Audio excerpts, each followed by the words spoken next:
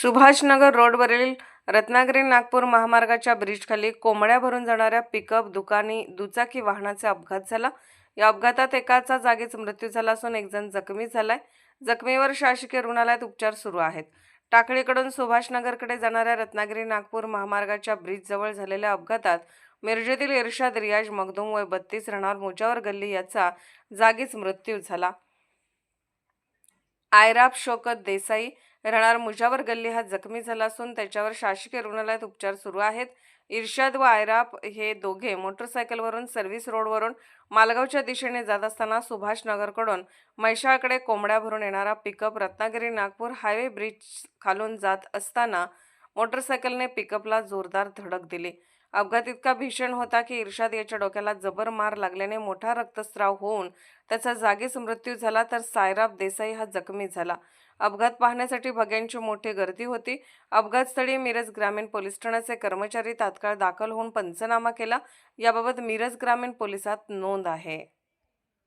सुलेमान रमजान मुजावर, माजी उपसरपंच ग्रामपंचायत टाकळी। आज टाकळी तासगाव बेळगाव हायवेवर टाकळी या ठिकाणी आज एका निष्पाप तरुणाचा हायवे डेव्हलपमेंटच्या चुकीमुळं इथं रिफ्लेक्टर नसल्यामुळं किंवा इथं काही दिशादर्शक किंवा पाटे नसल्यामुळं इथं एखाद्या निष्पाप तरुणाचा जीव गेलेला आहे। आणि याच प्रकारचं अनेक प्रकारे हायवे डेव्हलपमेंटच्या चुकीमुळं अनेक निष्पाप तरुणांचे, लहान मुलांचे, महिलांचे जीव गेलेले आहेत। या ठिकाणी मला हायवे डेव्हलपमेंटला एवढंच सांगायचं आहे की या ठिकाणी हे जर स्पीड ब्रेकर आणि जर आपले रिफ्लेक्टर असले तर माणूस हळू जातोय।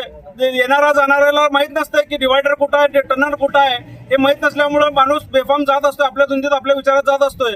त्यामुळे माझी विनंती आहे, पोलीस प्रशासनाला पण माझी विनंती आहे की त्यांनी सुद्धा हायवे डेव्हलपमेंटला आपला हा अभिप्राय कळवावा आणि निष्पाप लोकांचे जीव जाण्यापासून वाचवावं। आणि तसंच या ठिकाणी या हायवे डेव्हलपमेंटवाल्यांचा मी इथं या ठिकाणी जाहीर निषेध करतो। आणि याच वेळेला जर त्यांनी रिफ्लेक्टर आणि जर डिवायडर किंवा स्पीड ब्रेकर नाही केले तर या ठिकाणी तीव्र आंदोलन छेडण्याचा इशारा देतो।